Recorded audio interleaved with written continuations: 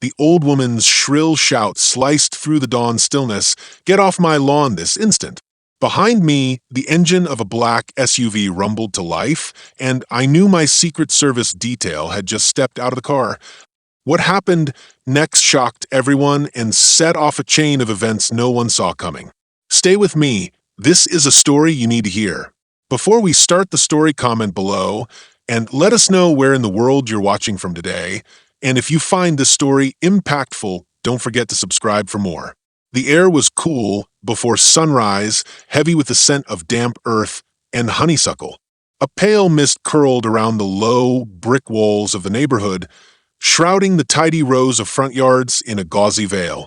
From somewhere beyond the trees came the soft, insistent trill of a lone cricket, mingling with the distant hum of an early delivery truck. In that quiet hour, the world felt suspended, each blade of grass, each droplet of dew, somehow more urgent, more alive. David Thompson stood barefoot on the dew-slick grass of his own front yard, hands buried in the soil as he tugged at a stubborn weed. His jeans were frayed at the knees, his shirt a threadbare gray that clung damply to his back. He had taken to this ritual, rising before dawn to tend the small garden he'd planted here only a week ago. The work grounded him, tethered his restless thoughts to something simple and tangible. Yet, even now, as he felt the earth give way beneath his fingers, his mind drifted to the black car parked across the street. That car, with its dark mirrored windows and low humming engine, didn't belong in this quiet suburb. Secret Service? He reminded himself, though he'd begged them to stand down, to let him slip into anonymity like any other man. It was no use.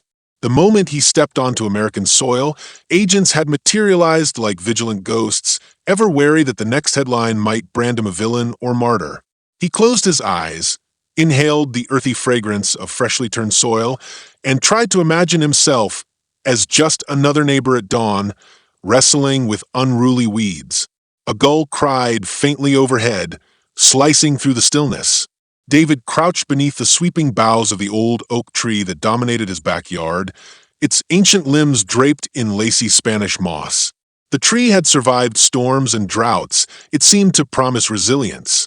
He reached out to brush a damp branch aside and caught sight of the swing, hanging from a crook 11 feet high, an old tire rim, painted bright yellow, that had belonged to his niece back in Washington, D.C.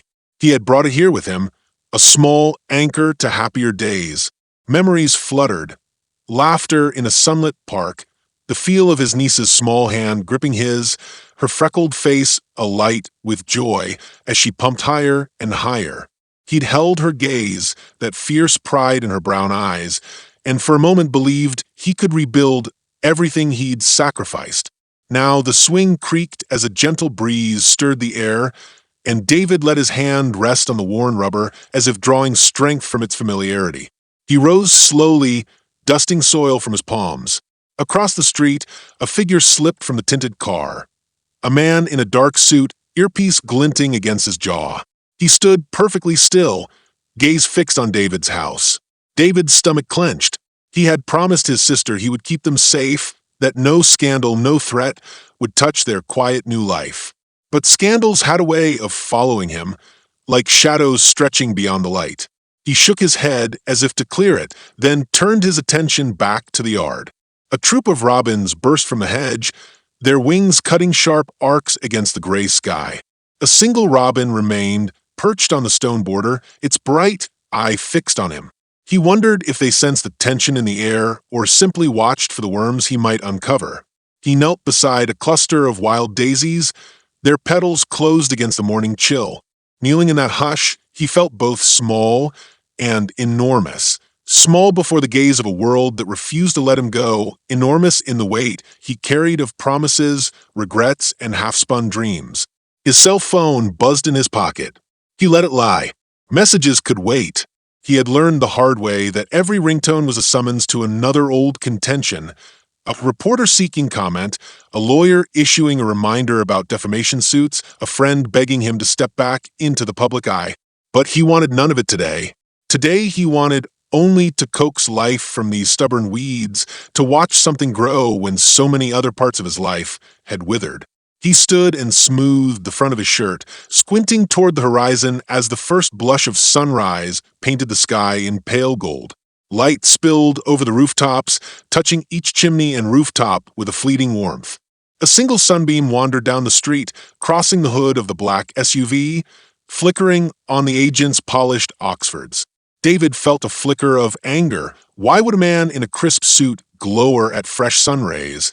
And he turned away, determined to let the light ease his tension. Behind the house, the grass rose in gentle swells toward an old white picket gate. Beyond that gate lay his side yard, and just past it, the property of Mrs. Karen Whitman. He neither knew her properly nor cared to know her. His lease forbade late visitors, and he valued his privacy. But her lawn was always immaculate, edged to millimeter perfection, her hydrangeas bursting in blue and pink clusters each morning. He wondered if she watched him now from her window, disapproving of the ragged flower bed he had left to its own devices. David closed his eyes and let the memory of last night's restless sleep wash over him. In the hours before midnight, he had lain awake listening to the low hum of distant traffic, imagining the past playing its old tricks, flashbacks to scathing editorials, to the hush of camera shutters, to the sting of betrayal by someone he had trusted. In the gravity of that darkness, he had promised himself that here, beyond the fences of politics and the glare of publicity, he would find a new beginning. He rubbed the bridge of his nose. Beginnings always carried that thrill of discovery, tempered by the fear of failure. A sudden, sharp scraping of shutters jolted him upright. He peered over the gate just as one of Mrs. Whitman's second-floor windows cracked open. A shaky hand pushed aside the soft, white curtain. A pale face appeared, framed by graying curls and pinched lips. Her eyes sharp as chipped glass, fixed on him with an intensity that felt almost accusatory. David stepped back, unease prickling his skin. He felt as though she could see the faint tremor in his fingers, the way his shoulders clung to a hidden tension. For a moment, neither of them spoke. Then the window slammed shut, and the sound echoed like a pistol shot. He turned back to the center of the yard, only to find the gravel pathway leading to his own door crisscrossed with fresh footprints, larger than his own, deeper, made by boots. The boots belonged to the agent who had emerged from the black SUV. David swallowed. They were here to protect him, he told himself, to stand guard while he healed and rebuilt. But in truth, they were a constant reminder that no matter how far he ran, the scrutiny would never let go. He brushed his hand along the rough bark of the oak tree, grounding himself. He would face the day as he had every other day since arriving, quietly, with dignity, and without apology. He would tend his garden, sip his coffee on the back porch, maybe wave at a neighbor if it didn't require too much effort. He would reclaim this space as his own. Just then, a harsh voice split the morning air. David froze mid-breath, the groove of a fist on a window pane. He turned toward the sound, heart hammering. "Hey, you in my yard. Who do you think you are?" The words crackled like electricity. They came from the edge of his property, where the chip paint of the fence met the crisp lawn of someone else's. He could see her now. Mrs. Whitman in a faded floral robe, slippers scuffing the brick path, hair in disarray. Her posture was rigid, her face flushed with indignation. David inhaled slowly, the muscles in his neck coiling. He took a cautious step forward, hands raised in a peaceful gesture. The sun, at last climbing clear the rooftops, caught the dew on his sleeves, making them glisten as though he were wreathed in morning fire. But before he could speak, two figures emerged from the black SUV. Tall, broad-shouldered, faces unreadable. Agent Matthews and Agent Lewis, their badges catching the light. They moved with quiet precision, like guardians stepping into an ancient rite. Mrs. Whitman's jaw dropped, and for the first time since those footsteps appeared, David saw fear flicker in her eyes. He braced himself against the sudden weight of anticipation, as though the day itself held its breath. In that charged moment, he knew that nothing about this morning was ordinary, and that the life he tried to build here would demand more courage than any office he had ever held. The sun broke free above the rooftops, and everything was cast into stark relief. David Thompson, unarmed save for his own resolve, and the old woman who dared to challenge him in his own yard. Between them, the quiet green grass would soon become the stage for a conflict neither one fully understood. The sun had climbed higher before David realized how still the afternoon had grown. He stood in the dappled shade of the oak, palms resting on the swing's yellow rim, watching heat waves dance across his neat rows of daisies. Even the robins were silent now, as though the world itself held its breath in waiting. He closed his eyes and let the warmth settle over his shoulders, only to jerk back when a sharp rap sounded at the gate. He crossed the grass, boots pressing into soft soil, and found a heavy envelope fastened to the latch with rough twine. It was cream-colored, thick as cardstock, sealed with crimson wax stamped into an ornate crest he did not recognize. His pulse thudded as he tugged it loose and lifted the flap. Inside, a single sheet of paper lay creased, the black ink jagged, hurried. Leave this place by sunset, or there will be consequences you can't outrun. We are closer than you think. The words were ensigned and signed, but the weight behind them felt real enough to make his hands tremble. He glanced toward the street. The black SUV was still idling, engine a low hum that might have blended into the summer afternoon, except it sounded now like a threat in itself. Agent Matthews stepped into view, the corners of his mouth set in a thin line. Agent Lewis came up beside him, earpiece snug against his ear, eyes skimming David's yard as if reading invisible danger in every leaf. "Sir," Matthews said quietly, "what is it?" David held out the letter. "This." Matthews read it once, then folded it carefully. Lewis scanned the fence line, then crossed back, brow furrowed. "We'll get forensics on it. Until we know more, we stay close." David nodded, though he felt hollow.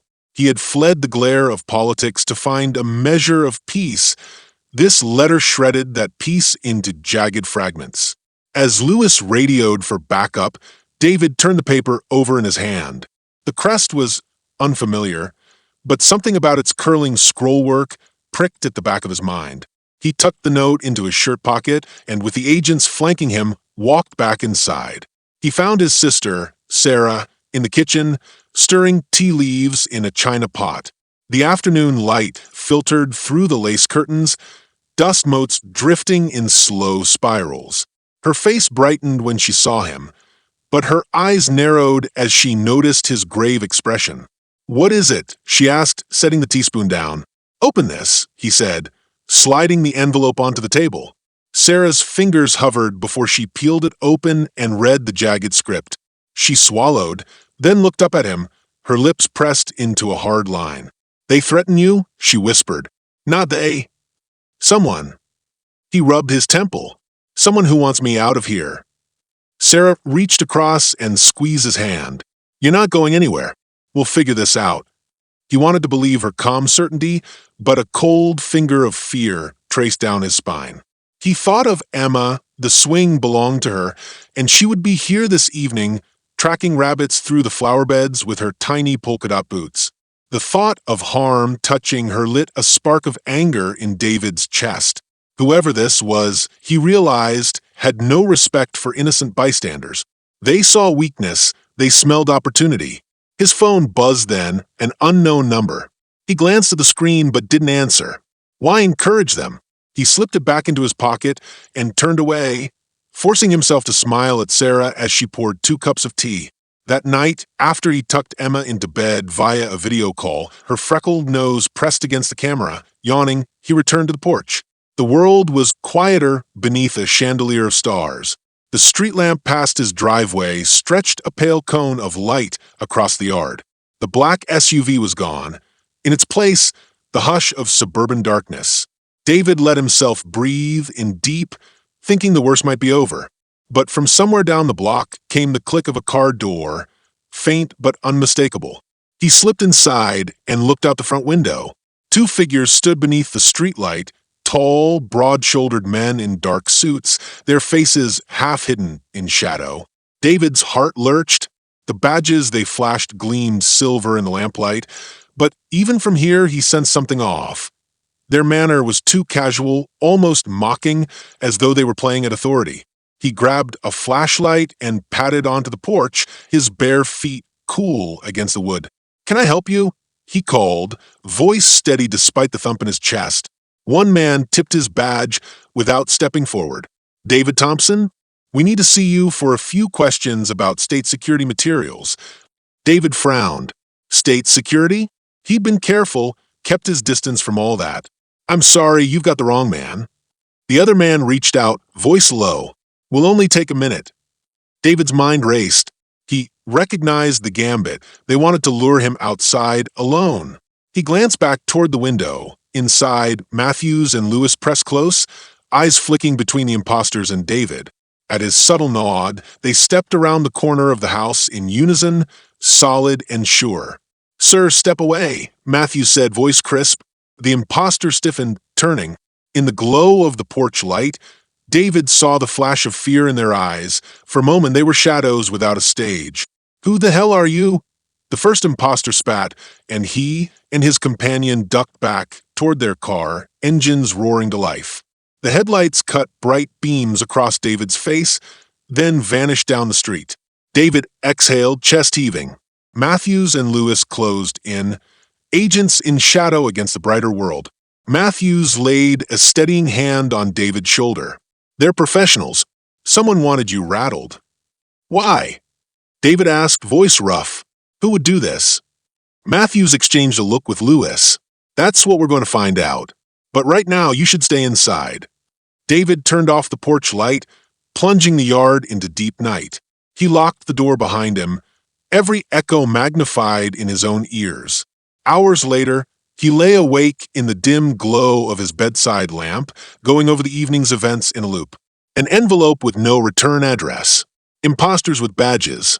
A threat typed on cheap stationery. And, worst of all, the slim possibility that it came from someone he once trusted. Dawn found him by the fence again, sunlight filtering through wet leaves, casting dancing patterns on the grass. He held the letter in both hands, ink smeared by dew and worry. The crest looked less ornate now, more sinister, a seal to bind him out of the life he was trying to rebuild. Somewhere beyond his yard, the world spun on, indifferent to his fears. But here, on this patch of green, everything had shifted. Sarah joined him, still in her robe, hair tousled from sleep. She read the letter, then pressed both hands to his arm. "David." He shook his head.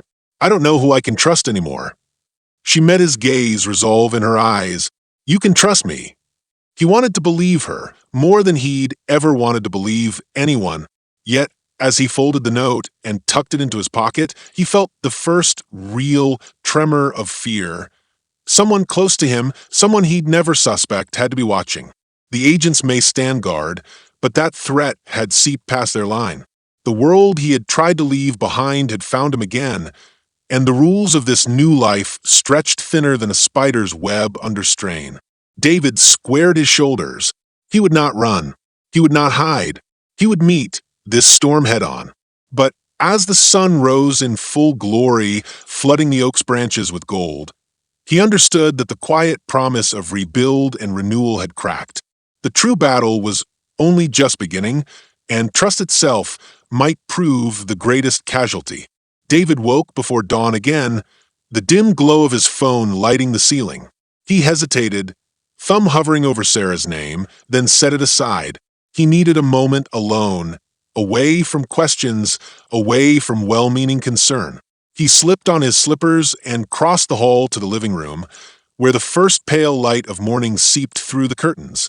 Matthews and Lewis had taken up positions near the front window, fanning out like sentries. Their vigil disturbed the quiet he craved. He sank into the armchair by the fireplace, bare feet curling against the rug. The room smelled of brewed coffee and old paper. Sarah's habit of stacking legal briefs on the coffee table, now a comfort, evidence of her unwavering determination. He closed his eyes and let his thoughts drift back to their childhood in suburban Ohio, where she had been the steadfast big sister, always telling him he could do anything.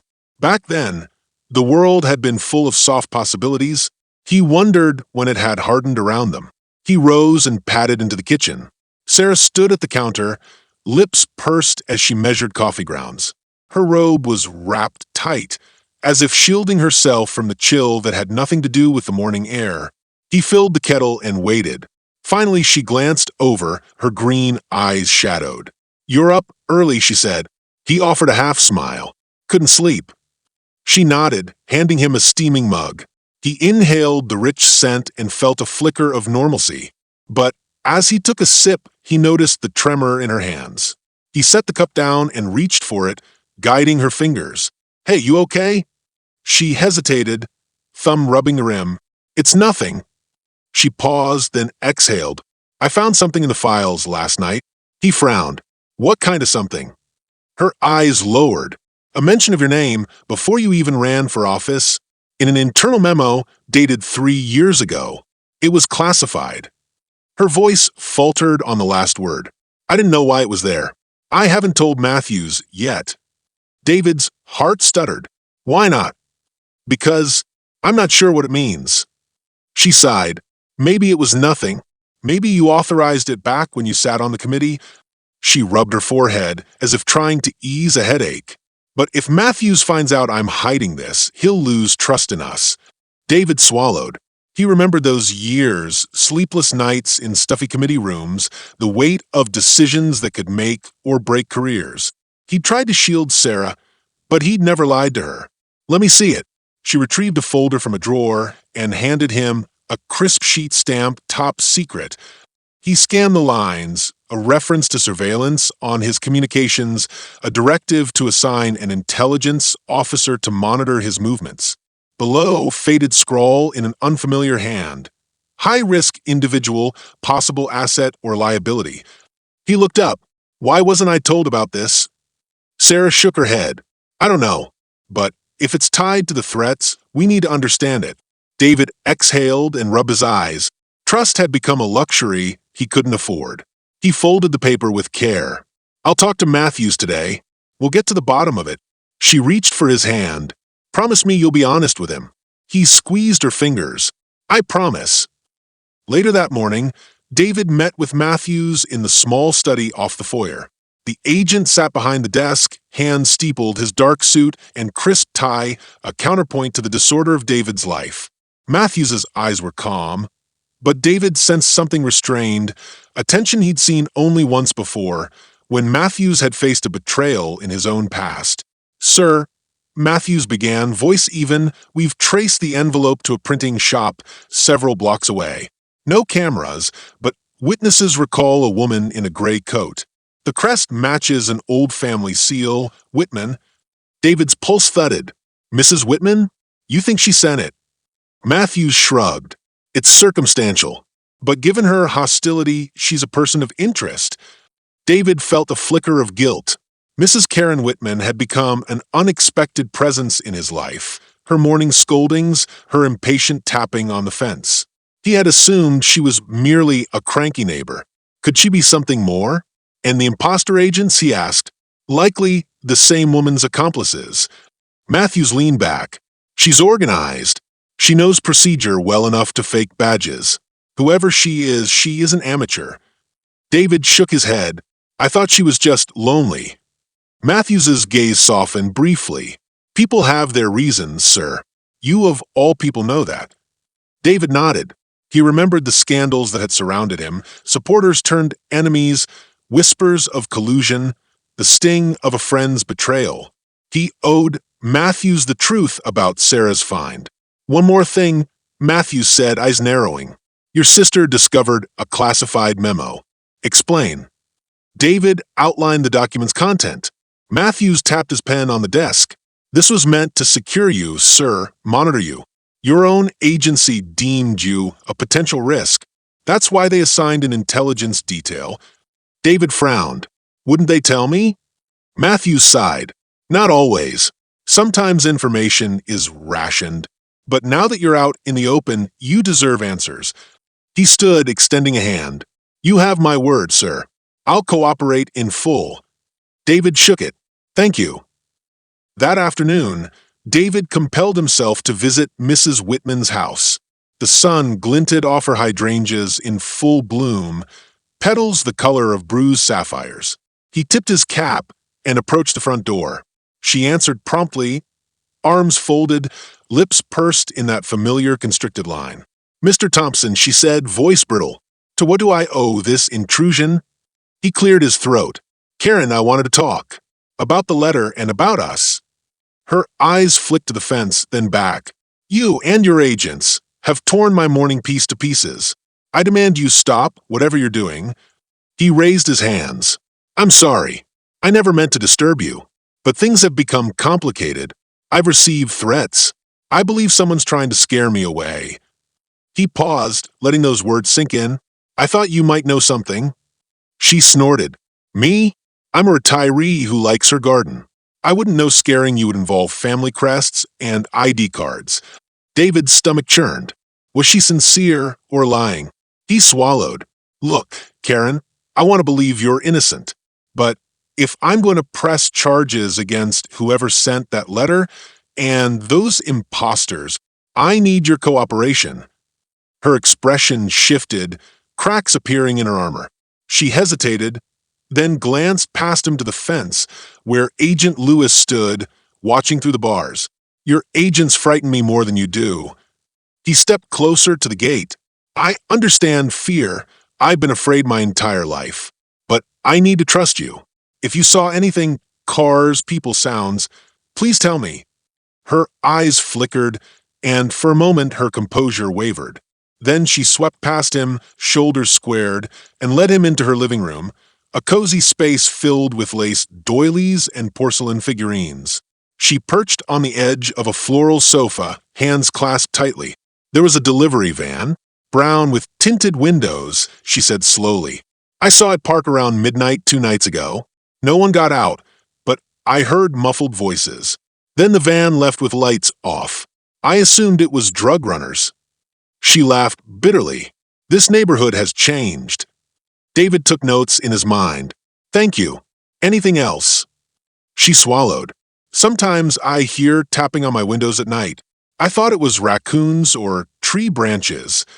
She pressed her lips together. "But after that letter, maybe it was someone watching me too." He nodded. "That's helpful." She watched him for a long moment, then spoke with a vulnerability he'd never seen. "David, why are you here? Why risk so much for this suburban dream?" He met her gaze. "Because my sister needs safety. My niece needs a home. I need peace." Her eyes glistened. "We all want that."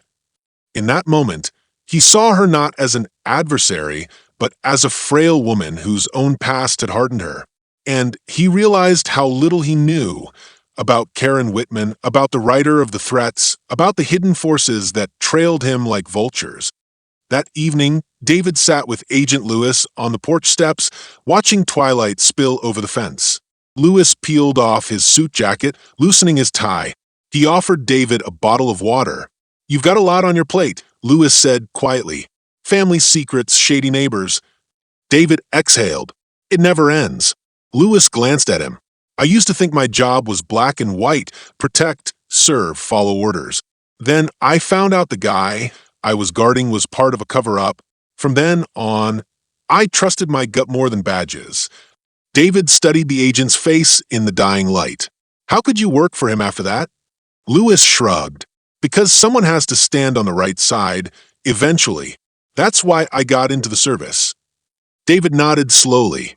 "I lost faith in people once. Betrayed by those I trusted most." Lewis tilted his head. "Then maybe you should be the one choosing who you trust now." David stared into the darkening yard. "I don't know if I can."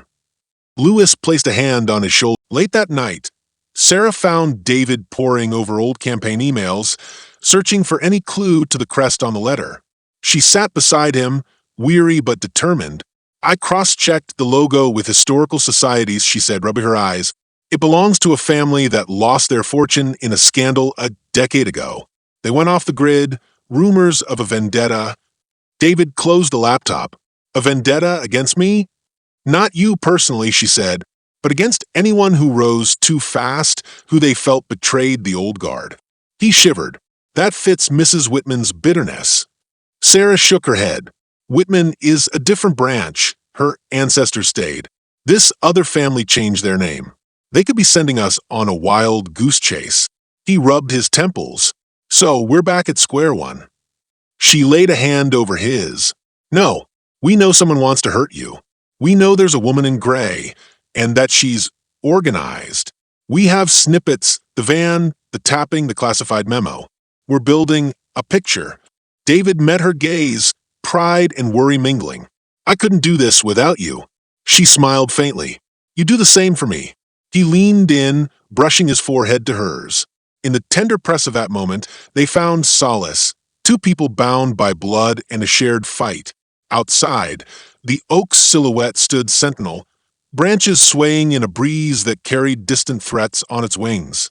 Inside the quiet house, beneath the watch of loyal agents and a sister's fierce loyalty, David understood that the battle was no longer simply for his safety. It was for trust itself, for the fragile bonds that held them together. And as the night deepened, he vowed to unravel every hidden motive, to stand firm against betrayal, and to protect the ties that truly mattered. David sat alone in the study long after midnight. The only light a small desk lamp that cast his reflection in the window like a ghost peering back at him. His eyes burned from hours of scanning every scrap of evidence he could find, files, emails, even Sarah's old campaign speeches. He felt closer than ever to understanding who wanted to drive him out of this yard, this home. Yet still the answer eluded him. Frustration coiled in his chest, as tight as the twist in the letter's crimson wax seal. He blew out a sigh and pushed back from the desk. That was when he noticed the glow of Sarah's laptop across the room, its screen half open, as though she had left in haste. Normally, she shut her computer tight before sleep. He hesitated, heart pounding with guilt, and with the sense that fate had handed him an unexpected gift. He rose, moved quietly, and hovered over the keyboard. A single email window lay open, subject line, tonight's plan, sent only minutes ago. He steadied his hand before clicking, lines of text unfurled before him. The family can't risk him rebuilding his platform. By dawn, he must leave or we escalate. Everything depends on his sister. She will make it happen. The signature was simple. K.W. David's breath caught. Karen Whitman?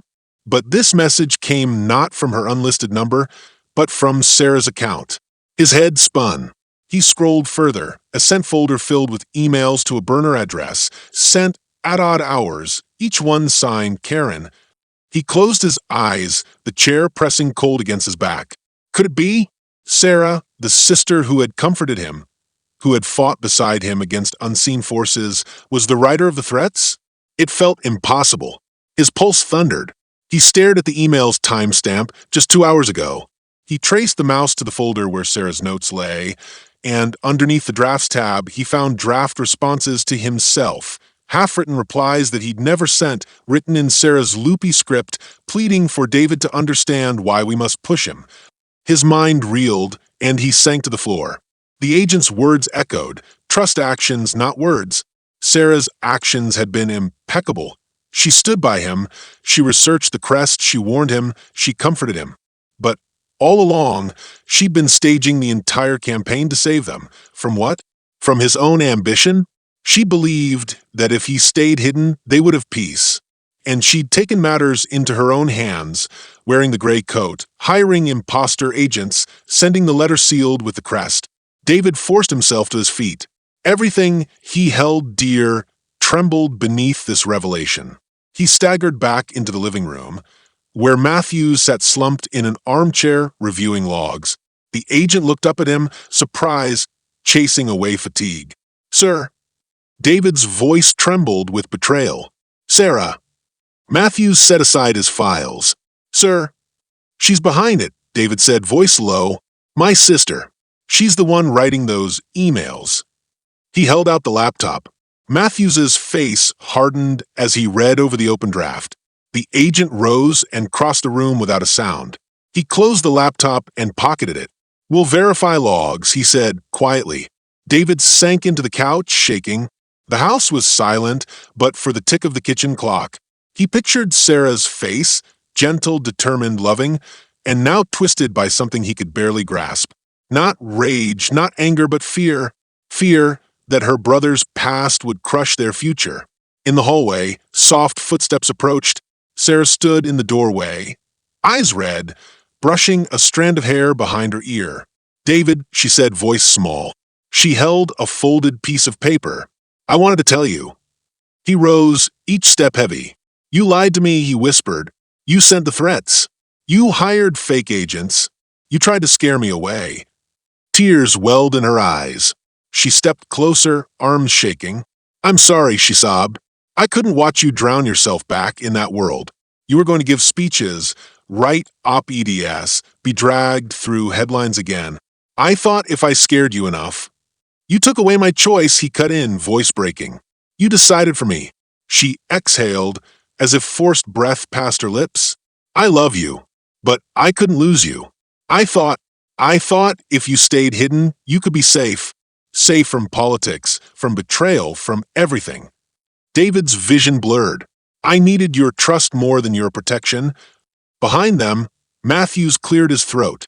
"Sir, we have confirmation. IP logs show the emails were sent from this house, from Sarah's device. But there's something else, a hidden VPN trace. Someone rerouted the mail through Mrs. Whitman's old P.O. box. Sarah covered her tracks, but someone helped her." Sarah's head snapped up. "I didn't work with anyone else. It was just me." Matthews's gaze flicked over her. The note's crest came from an envelope printed at a shop downtown. "We traced the receipt. Your name is on it." Sarah's shoulders slumped as tears slid down her cheeks. I needed to protect us." David looked away, anger and sorrow warring in his chest. The world felt a shade colder. His sister, the one person he had never doubted, had betrayed him in the most intimate way, and she had done it out of love. He turned back to face her. "You broke every promise," he said softly. "You betrayed my trust. I don't know if I can ever forgive you." Sarah sank to the floor, knees drawn up to her chest. "I'm sorry," she sobbed. "I'm so sorry. I thought I was saving you." David swallowed, feeling the weight of her words. He knelt beside her, but the distance between them felt vast. He wanted to cradle her, to tell her it would be okay, but the betrayal cut too deep. Instead, he folded his hands in his lap and stared at the carpet. Matthews stepped forward. "Sir, I recommend you separate for now. We'll secure Sarah, get her checked, and see who else knows." David nodded, though tears pricked his eyes. He stood and walked to the window, staring at the yard. The grass he'd watered, the swing that bore Emma's laughter, the oak's branches that sheltered him. All of it felt tainted by this new knowledge. The imprint of betrayal lay over every corner of his home, even the friendly face of his sister. He pressed his forehead against the cool glass. Outside, dawn threatened to break, and with the new day would come impossible choices. How to move forward when the one person he trusted most was the architect of his darkest hour. The wind rattled the leaves of the oak, sighing as though it mourned with him. David closed his eyes, the first true tears of the night slipping free. He realized that trust, once shattered, might never be fully repaired, and that the greatest betrayal was not from a stranger, but from blood. David woke to the low hum of fluorescent lights and the distant clatter of metal. He lay, motionless for a long minute, staring at the ceiling as if its cracks held the answers. Beside him, the rumble of the air conditioning sounded too loud, like a chorus of distant engines. He tried to remember how he had fallen asleep on the couch, surrounded by unopened folders, haunted by Sarah's cries. Now the house was empty, agents gone, windows shuttered. Even the oak outside seemed muted, its branches still in the early morning air. He rose and crossed to the study, past the closed door where Sarah sat under guard. Matthews had insisted on a formal interview. David lingered at the threshold, listening to her muffled voice. She spoke in gentle tones, apology and fear weaving through each sentence. He closed his eyes against the pain of hearing her, as if the sound of her voice could carve into the raw wound of betrayal. He retreated to the kitchen, switched on the kettle, and stared through the window at his once welcome garden. The daisies drooped, petals bent as though in shame. The yellow tire's swing hung crookedly, its paint chipped. He wondered if he could ever sit on that porch again without recalling the moment he learned Sarah's love had turned to coercion.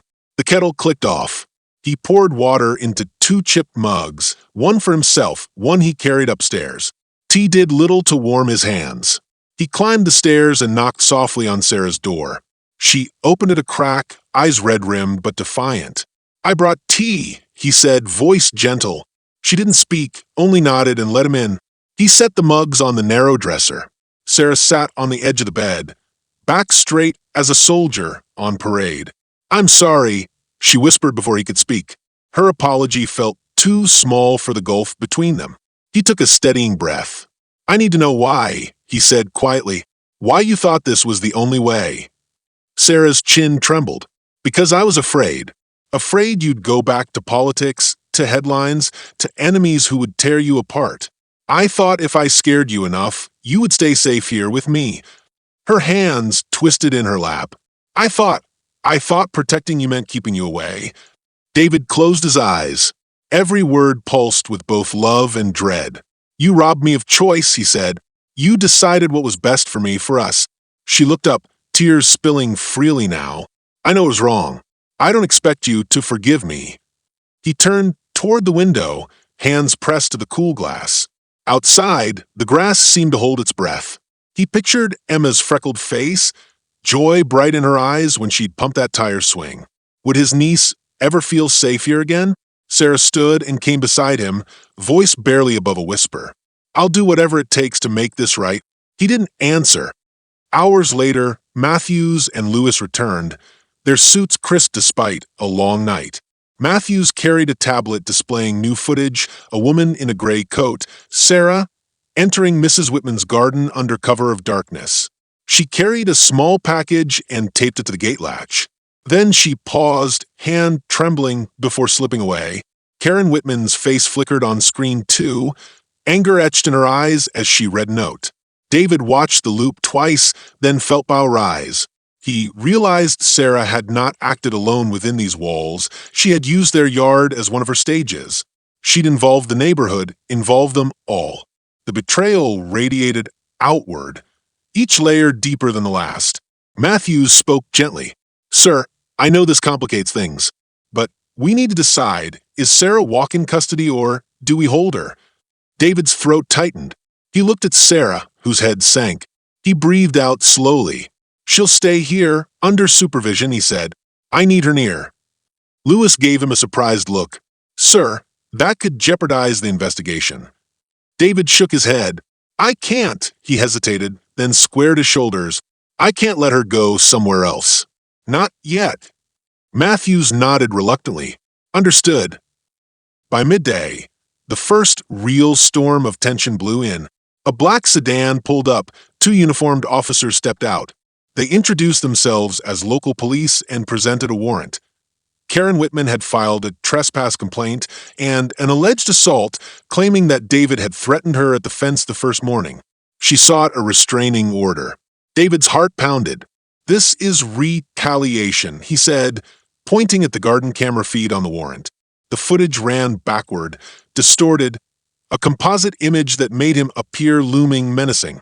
The officers looked uncomfortable. "We have to do our job." One said, voice polite but firm. "This order must be served."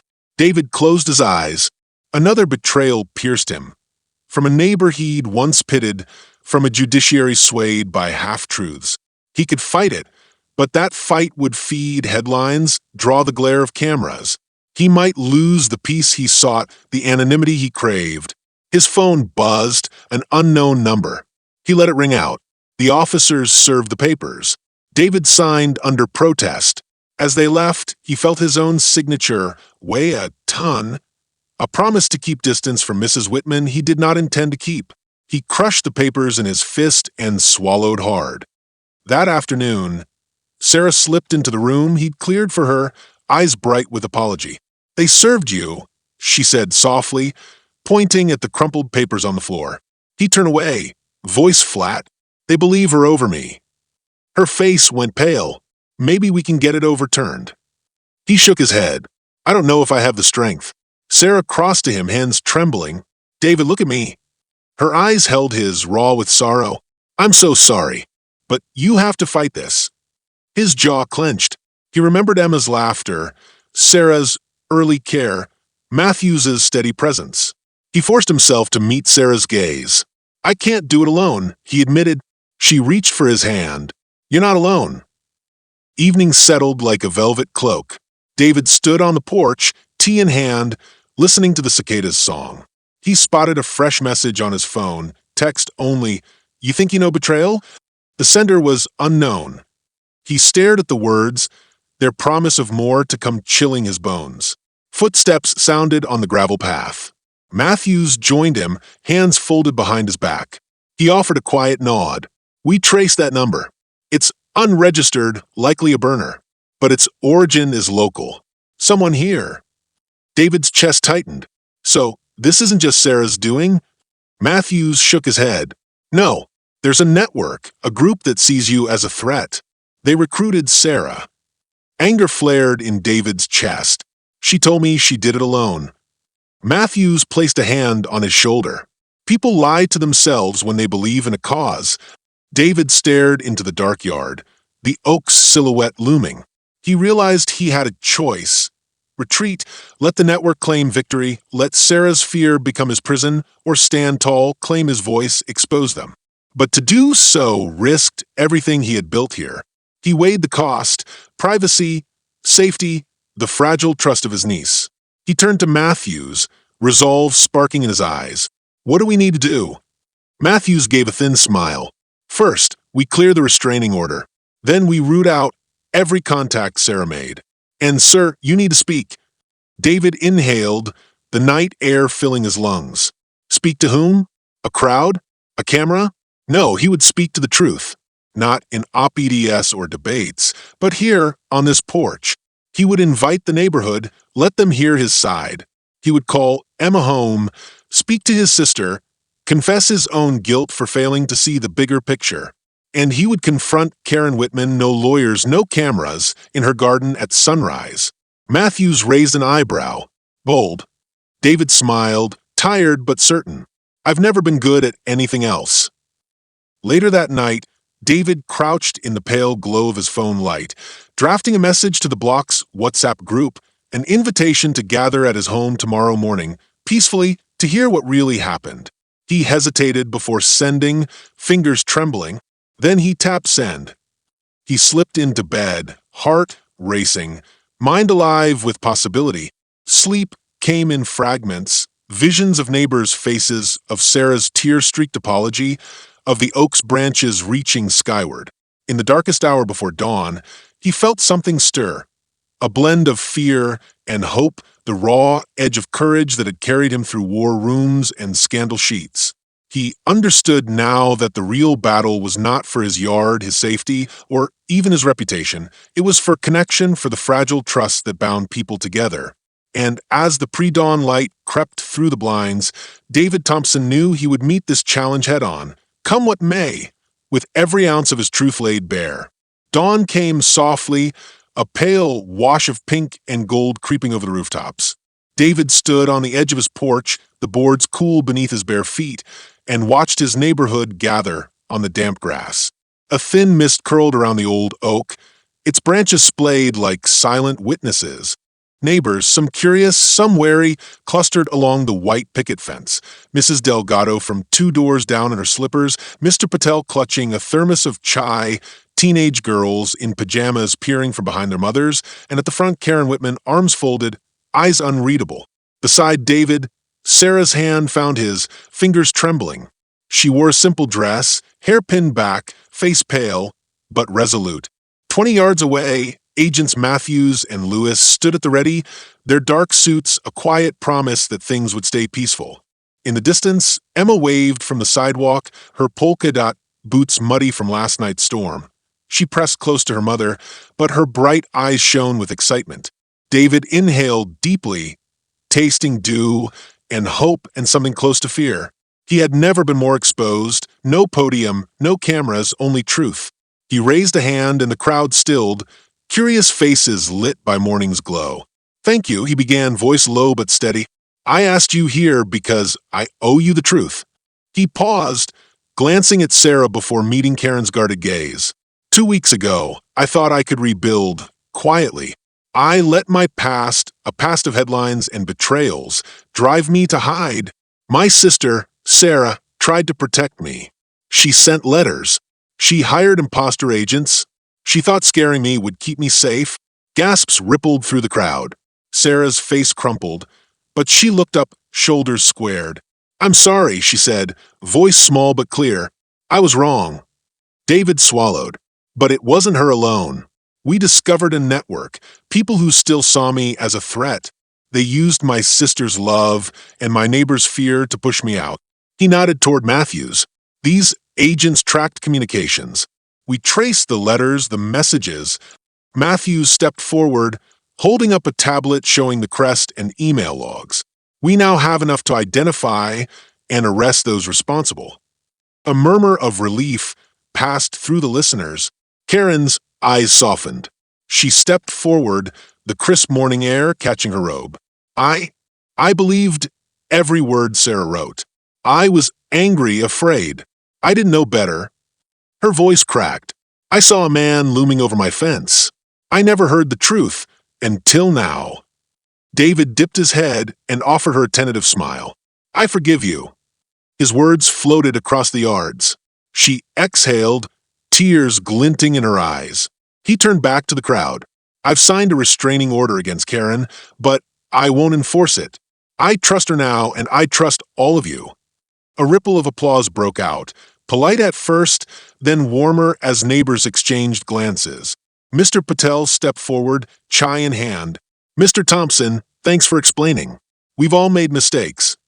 He nodded to Karen. "We forgive you too." Others echoed the sentiment. The rigors of anger and fear melted in the morning light. David took a deep breath. "I want to ask for something more than forgiveness. I want your help. I intend to speak out, not to reclaim a title or chase headlines, but to work with you here on matters that matter to our community. Safety, unity, understanding." He scanned the faces. Parents, elderly couples, children. "I want this yard and this block to be a place of trust again." Sarah stepped beside him. "And I will work to earn your trust back every day." Emma ran from her mother and threw her arms around David's legs.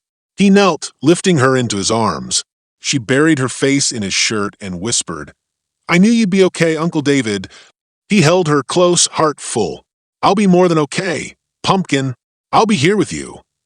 Beyond the oak, the mist lifted and sunlight spilled across the lawn. The swing creaked gently in the breeze, its yellow rim bright once more. Karen paused to trace a fingertip across one of her hydrangeas, its petals unfurling like new promises.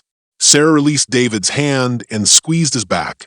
Matthews and Lewis exchanged a satisfied glance. In that moment, David felt the weight of the past slip away.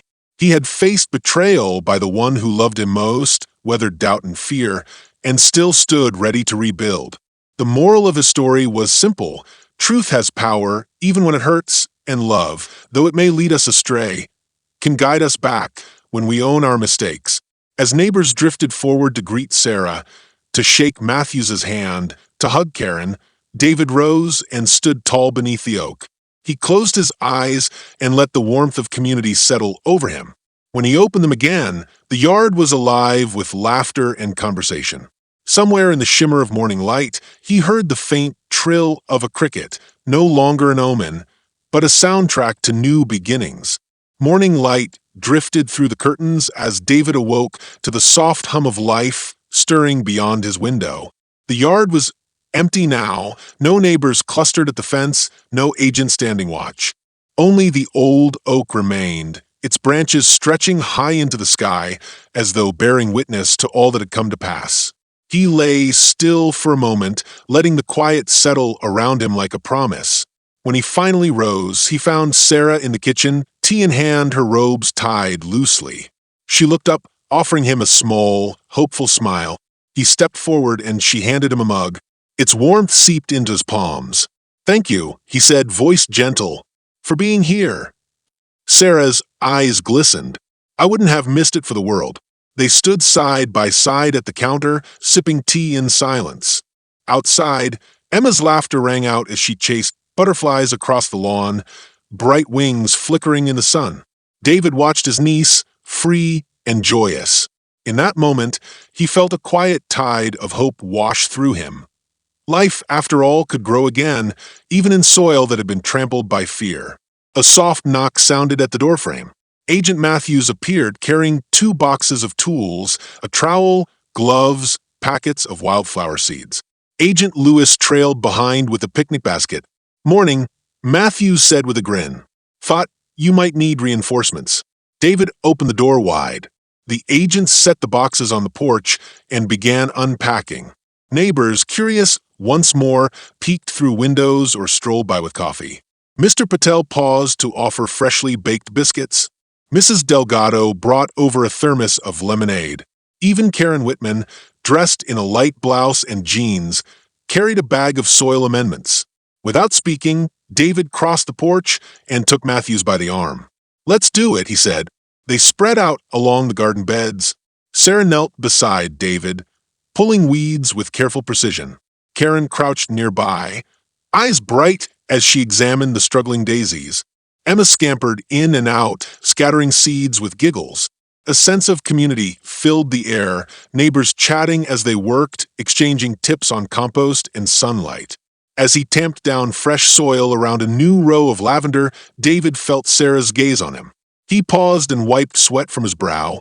"Sarah," he said quietly. She stood, brushing dirt from her hands. "Yes." He reached out and touched her shoulder. "Thank you. For everything. You saved me, in your own way, even if your methods were wrong." Sarah's breath caught. She swallowed hard. "I was so scared," she whispered. "I never wanted to hurt you, only protect you." David nodded and turned toward the yard. "I know, but I also know that trust matters more than protection. You taught me that love can pull us in directions we don't expect, but it doesn't excuse the pain we cause." Tears shimmered in her eyes.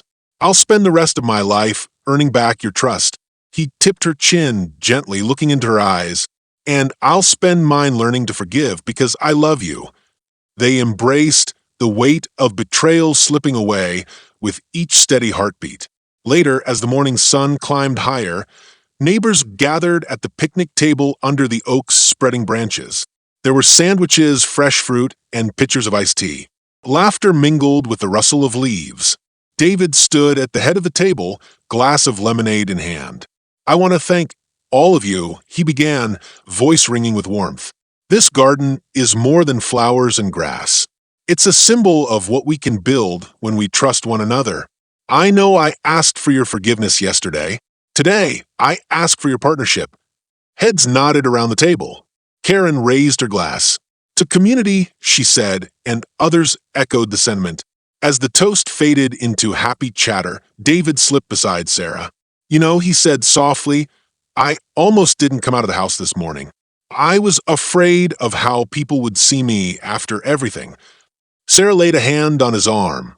"But they saw your honesty and your heart." He smiled. "It reminds me that hiding, no matter how safe it feels, is never the answer." Sarah's eyes brightened.